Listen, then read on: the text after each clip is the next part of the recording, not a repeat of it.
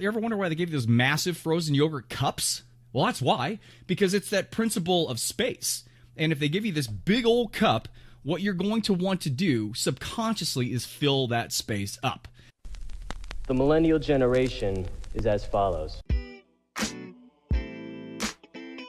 Welcome to Surrounded by idiots. Radio Podcast.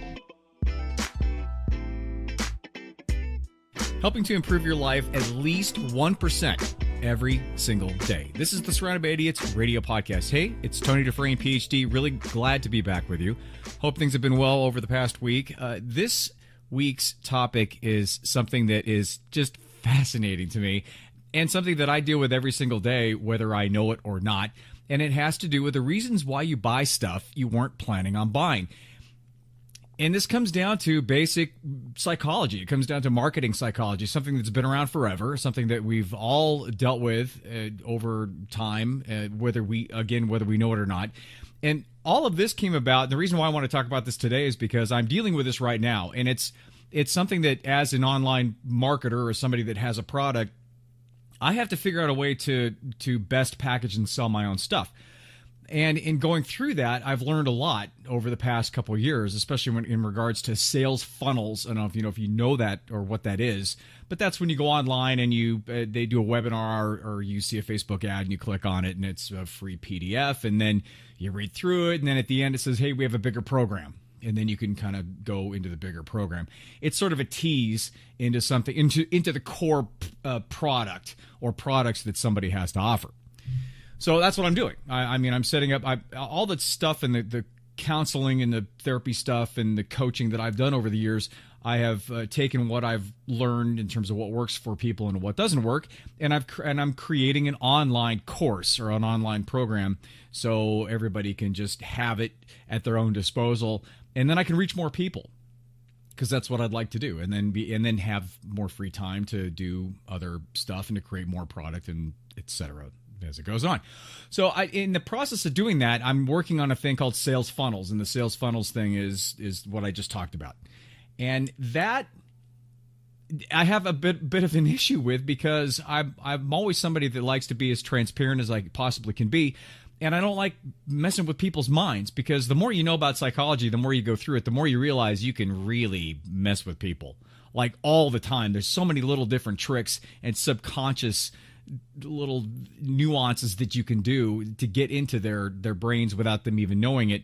I don't want to do that because it seems to be very inauthentic and very deceitful, and that's the last thing I want to do.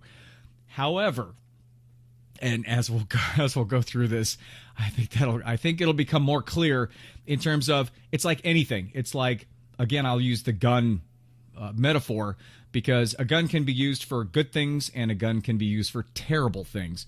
So it's an instrument, and it's an instrument that can be used in different ways, and it just depends upon which way you choose to use it.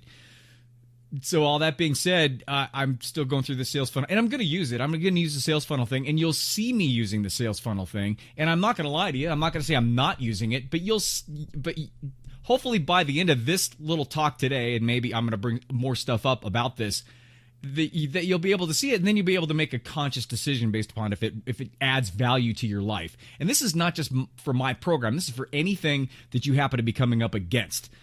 So I was reading, I'm doing the sales funnel thing, and then I went up and I saw this article, and that's what really kicked this thing in gear for me. And the reason why I want to talk to you about all this stuff today is it was an article that I saw in Big Think. And for the record, if you are not on Big Think or in Facebook, if you haven't liked the page and you get that all the time, or if you haven't ever gone to bigthink.com, it's brilliant.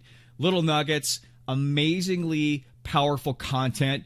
It's got psychology, philosophy, everyday relationship stuff. It's incredible. So try Big Think, and I'm not making any money, and I'm not an affiliate at all. It's just a reference I go to every single day. So I'm reading this thing about McDonald's, and the article that I came across a couple days ago was called "The Secret to Why McDonald's is Adding Self-Serve Kiosks at a Rapid Pace." My first thought was, self-serve kiosks are those little things that when you first go in, and instead of going up to the counter and talking to somebody, They're the touch screens, and then you order it yourself. Panera, if you have a Panera Bread next to you, they do that quite a bit. I remember doing this, it had to be like a number of years ago, at a Taco Bell. And when I first rolled in, because I used to go Taco Bell all the time, get the number 7, quesadilla with a taco, and I put lettuce in the quesadilla. I don't know why I'm sharing that, but that was my go-to. And a Diet Pepsi. It's a pretty kick-ass lunch. All that being said, I don't go there anymore. But when I went there and they were trying these things out. It was a beta test for these kiosk things at Taco Bell in Orange County, where I grew up. And I didn't necessarily like it because it just seemed like it took more time to sit there and to do this stuff and to punch everything instead of going up and talking to somebody. So my first initial response to reasons why they're putting the kiosk stuff in is, I mean, why would you do that? Except for the one reason that we all kind of think that they're doing it is to cut down on labor costs, because if they put more kiosks in, then they don't have to pay people to work. Then there would be less labor cost, and then it's the whole robotic thing that's happening in terms of taking over jobs. That was my first instinct. But however, there's actually a psychological component that's benefiting the restaurants for doing this. And here's what it has to say about this, which I really found this fascinating. And maybe it's just me, and maybe I'm a total geek at all this psycho stuff, but follow me on this because I think it's amazing. So they say, in fact, McDonald's CEO, he explained the real reason why they're doing this. And it wasn't for the job thing. He said what they're finding is that when people dwell more, when they sit at something more, they select more. So if you spend more time at the screen, they're seeing people selecting more. So there's a little bit of an average check boost. They're seeing an increase in sales because they have these kiosks of 5 to 6% a year. And in McDonald's numbers, that is massive amounts of money in terms of profit. Now, there was a 2017 study that compared spending attitudes for people that use desktop computers, like the one I'm recording on here, versus people that have touch screens. And what they found was that the physical experience of touching products, even on a screen, increased the likelihood that a consumer would make what they call a hedonic purchase. And it's hedonism. It's a pleasure. It's a pleasure purpose, because what you're doing is, instead of just looking at something, now you're bringing in the touchy-feely. So it's becoming a multi-sensory experience. And the more senses something kicks in you, the greater the leverage that it creates, or the greater the momentum it creates for you to take an action on that. And that's exactly what they're finding with the touch screens. Really, what it's doing is it's increasing your positive experience for buying something by creating a more pleasurable environment or pleasurable experience. And again, we're human beings. It's either pleasure or pain, right? We go towards pleasure and we go away from pain. So if something creates a higher level of pleasure, then you're going to rock and roll on it. And that's what they're finding. And with the sales funnel thing and with the McDonald's thing, and finding that out, I thought, oh hell, I mean, we don't have a chance. And we actually don't in a sense, because this happens around us all of the time. And so after that, I was talking to some people. I had a coaching session later on a couple days ago, right after that. And so it actually came up in the conversation with my client, as well as I was talking to some friends. And I was thinking about this just in terms of everyday, what I go through in terms of going to places and what I've seen and what really pops out at me. There are literally 1,000 examples of this happening all over the place all the time. But I'm going to throw out a few at you, and maybe they'll hit you and say, oh, shit, yeah, I know that happened to me. Again, saying that this is all around us. The first thing is that going for frozen yogurt, and this came up with my client. He goes, the frozen yogurt, when you go to the places that you have to put it in yourself, tell me if there's ever been a time when you filled up your frozen yogurt thing and you've gone to the scale and it's been less than what you thought it was going to be. Never. Because it's always way more. I mean, who's ever gotten out of that frozen yogurt place under like $4? And then you're thinking, oh shit, I just paid $4 for frozen yogurt. I could have bought, the whole thing about going through the whole principal substitution, thinking you can go to the Kroger's and buy 2 gallons for that. So it's the frozen yogurt, but the reason is because they give you those. You ever wonder why they give you those massive frozen yogurt cups? Well, that's why, because it's that principle of space. And if they give you this big old cup, what you're going to want to do subconsciously is fill that space up, because they're giving you license to fill that space up. It's yours now. So they've given it to you, and you have an ownership of that cup, and now you want to fill that thing up. And that's the scarcity and all that stuff. It's crazy mind screwing. The other thing that I thought about was the impulse items at the checkout counters. You know, when you go up to the checkout counter, Target, wherever you go to, any store, and you're rolling up, and they've got all the candy bars and the gum, and they've got those stupid magazines, and then they have a bunch of little stuff, because if you go to Walmart or Target, they have those, all the stuff, the phone chargers, all that. Basically, all of those things are impulse items, and they're up there for a reason. And the reason is because they know that when you're up there and you're finished shopping, that part is done, you're waiting. Now you're all used to having the momentum of shopping, momentum, and now you're just waiting there. Subconsciously, you want to fill that time, and so you're looking around. I mean, who doesn't look around unless they're buried in their phone? But you have all those things out. So all of a sudden now it's suggestive items. It's always suggestive. The candy thing is easy because you can pick it up. It's $1. And that's why they have that there, the candy and the gum and all that. Now, the other stuff that they have there is because, and it's totally calculated, there's a real reason why they have specifically those items out there. And it's because they've done a lot of testing, and they know what items work in regards to moving, the product that moves a lot with the people that come to their store. So if they have phone chargers, they know that that's something that people don't think about when they're shopping for bigger items, but when they get there, they're like, oh yeah, I need another phone charger, or I could always use another phone charger, and this is only $5. That's why they have all those things up there. So they're planting the seed. I mean, it's all there, and that's the reason why that's up there. The other thing I thought about was why is the milk at the back of the store? Do you know why the milk is at the back of the store? It's because if they're at the front of the store, you're just going to go right to the front, grab the milk, and leave. But if they're at the back of the store, you have to walk through the store. And like anything, if you walk through the store, your mind's going to start rolling because you see all these products, all these colors. You become stimulated. That hedonic center becomes stimulated because now the availability of all these things is there, and you're looking around.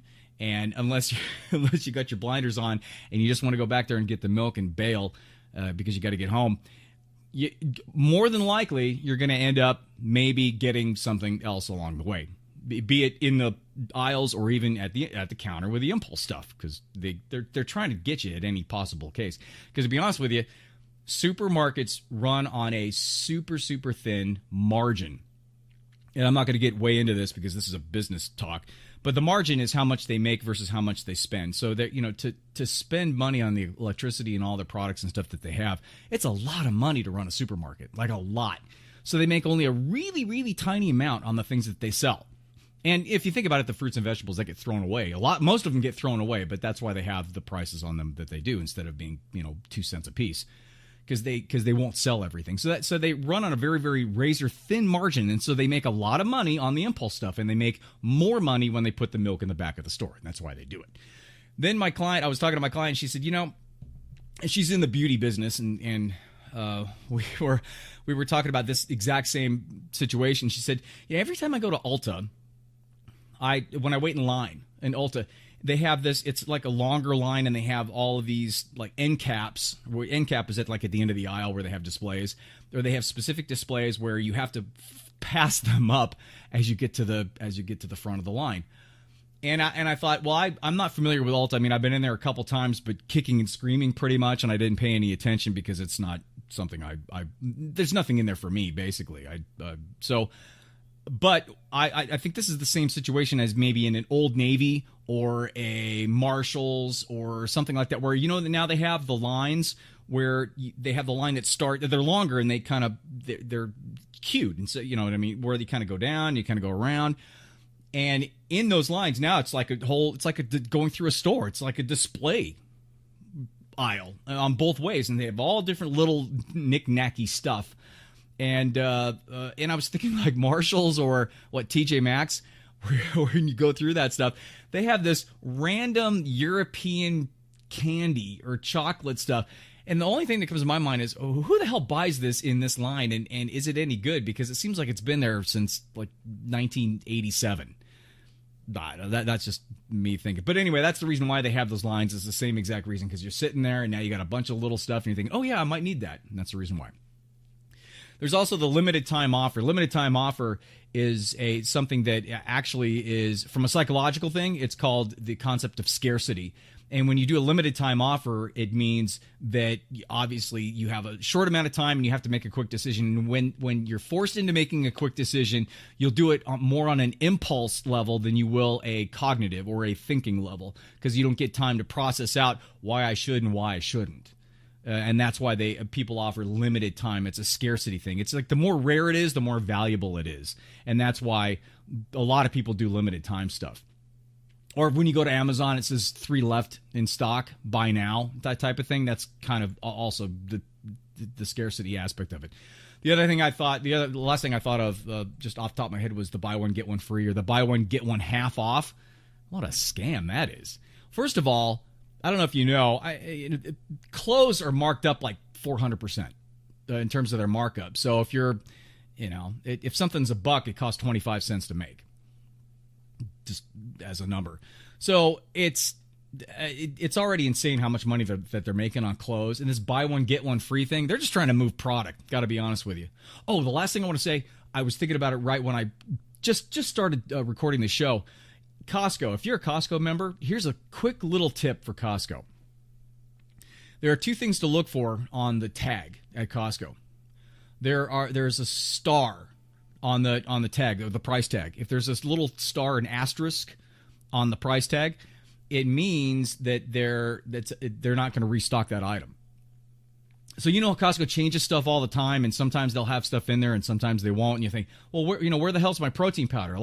They didn't stock my protein, the one I liked a lot. They didn't stock it for like 2 years.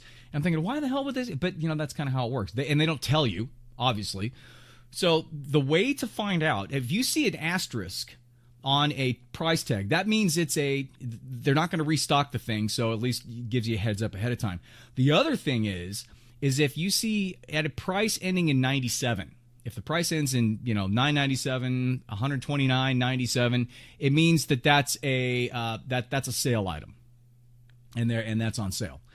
And so if you see that, those are the 2 things that I wanted to throw out at you, because I think that's a very little valuable little life hack when you go into Costco, because there's not a huge amount of customer service there, and it's good to know those little things, because they do change their what they have and what they supply all the time. So to wrap this up, my 3 takes on this whole thing, and the things I hope you get something out of it in terms of what you get out of this. The first thing is, this marketing stuff, this mind melding, manipulation, all that stuff, it's all around you, and it's not going to go away, because it's been around literally since the first sale of anything, and it will always be there, and it's being perfected. And Facebook is an amazing tool to do this, and that leads me into my second point. My second point is, it's not really a good or a bad thing.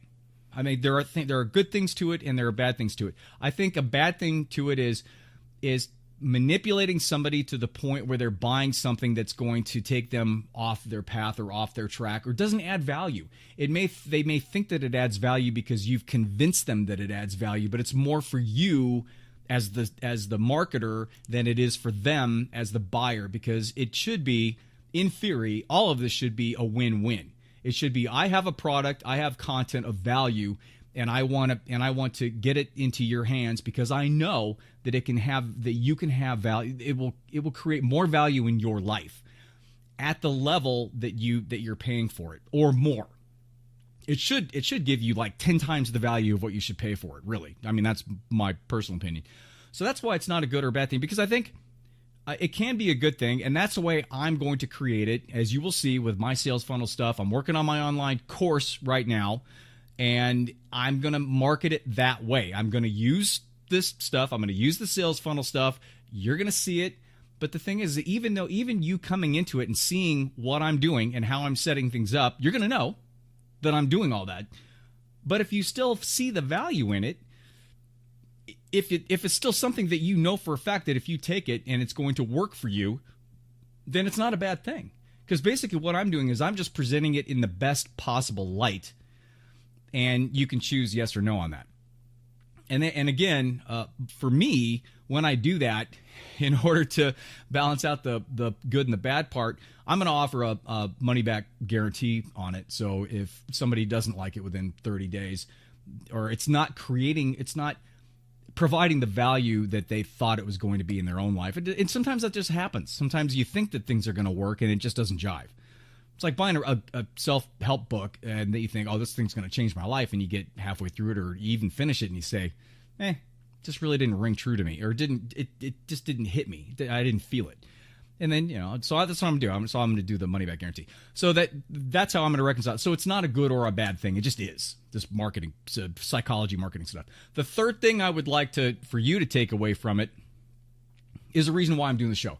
The more aware you are of all this happening, because it is all over the place, the more you will be in control, the more you will understand it's happening, and the more you will be in overall control of your spending and your decisions. And I think overall, that's the important thing. The important thing is to see, I don't know if you're a big fan of and I use this a lot, the Emperor's New Clothes, that fable about the Emperor that these two tricky guys come into town and they convince the Emperor to buy this new robe, and there's no new robe. And so the Emperor's out there butt-ass naked, and he has a little parade through the streets, and the whole thing is that all the townspeople don't want to say he's naked and his junk's hanging out, so they say, oh, what a beautiful robe, and this one little kid goes, that dude's junk's hanging out. And that's the whole thing. That's the Emperor's New Clothes. With you guys understanding, with you realizing that this happens all over the place, you're going to say, oh, there it is, or there's the impulse stuff, or there's that. It doesn't mean not to buy the stuff. It just means that that's why it's there. And so with the awareness, it will give you much more control over your decision-making process. And this goes not only just for buying products or even services, but for just everything in your whole life, because it creates a higher level of awareness. And that's the entire point of this show, of the videos, of everything that I'm trying to do, and hopefully the entire point of you consistently trying to better yourself and to become more aware and to improve your life at least 1% on a daily basis. And that's it for this week. You can go to javabud.com, JAVABUD, for the podcast, for the videos. I'm doing a video for this today. Hi. And if you have any questions or concerns or anything you'd like to add or any show themes, you can write me at tony@javabud.com. It was a real pleasure to have you for this week. And have a good one. And look out for these little things. And I'll talk to you next week. Bye.